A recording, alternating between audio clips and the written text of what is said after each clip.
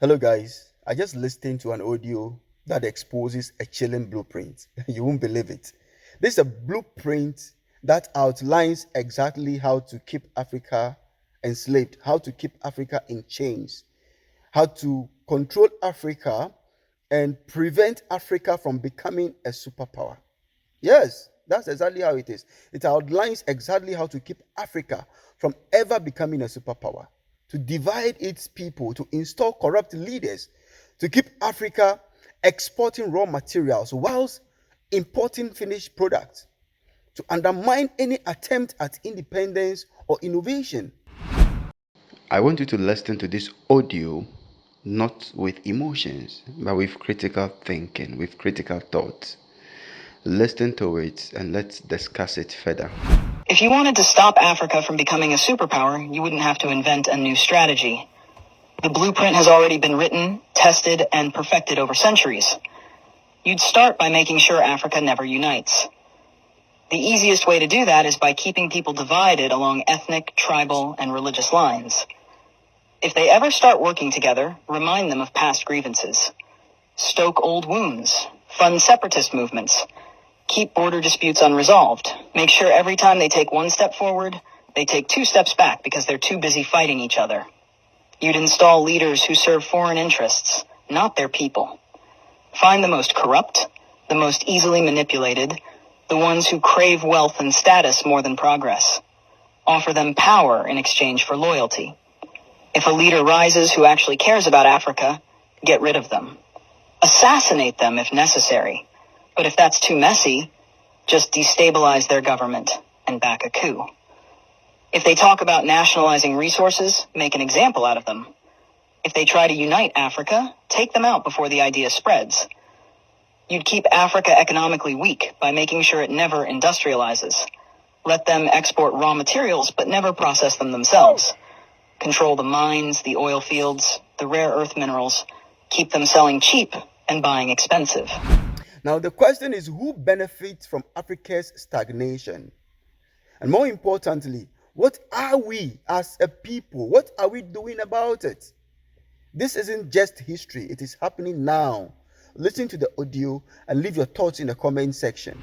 If a country tries to break free and build its own industries, sabotage it, place sanctions, destabilize its currency, fund local opposition, crash its economy. If that doesn't work, orchestrate a civil war. People can't build when they're too busy trying to survive.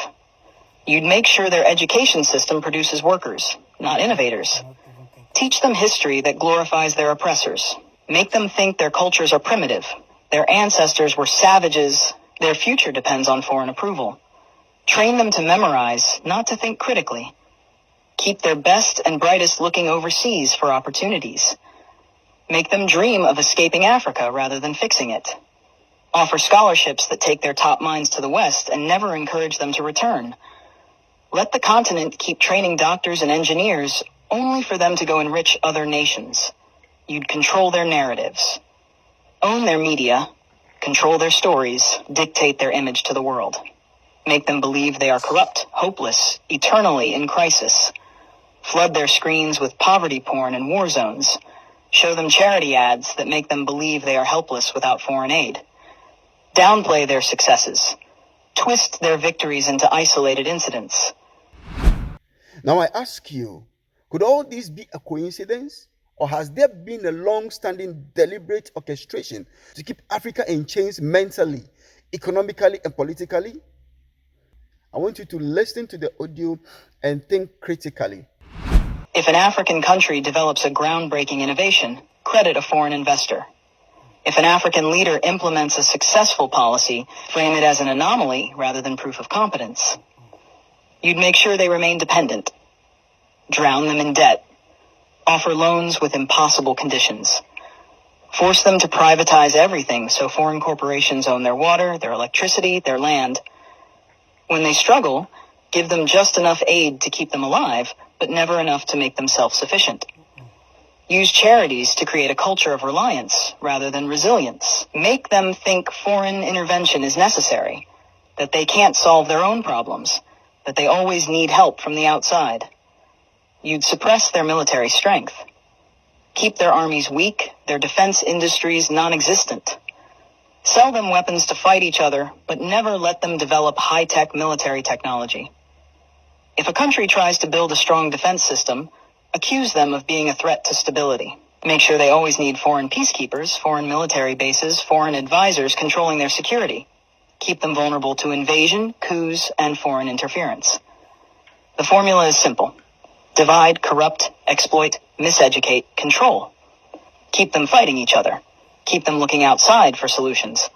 Keep them poor, dependent, insecure. Make sure every attempt to break free is met with resistance so strong that the next generation thinks twice before trying again. This isn't a theory. It's history.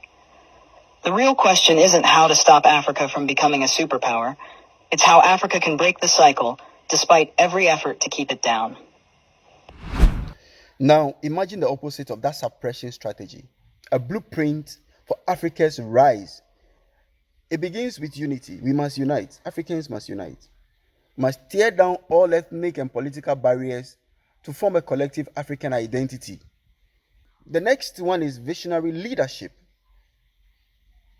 We must choose leaders for integrity and vision, not for foreign approval. Africa must industrialize. We must refine our own resources and invest in science and technology and innovation. We must raise entrepreneurs. We must build a powerful, self-reliant military for protection and not for aggression. We must work on our education system. We must educate not just to serve, but to invent, to solve problems, to lead, and to raise entrepreneurs. We must establish a common currency and encourage intra-African trade and control our own narrative through media and cultural pride. This is how Africa becomes not just a participant in the global order, but a superpower. This is how we become a superpower. So if people are deliberately designing blueprints on how to keep us under control and prevent us from becoming a superpower, we must design our own blueprint on how to rise above the storms and become a superpower. What do you think about this video? I want you to leave your thoughts in the comment section. Like, share, and subscribe for more. Thank you. God bless.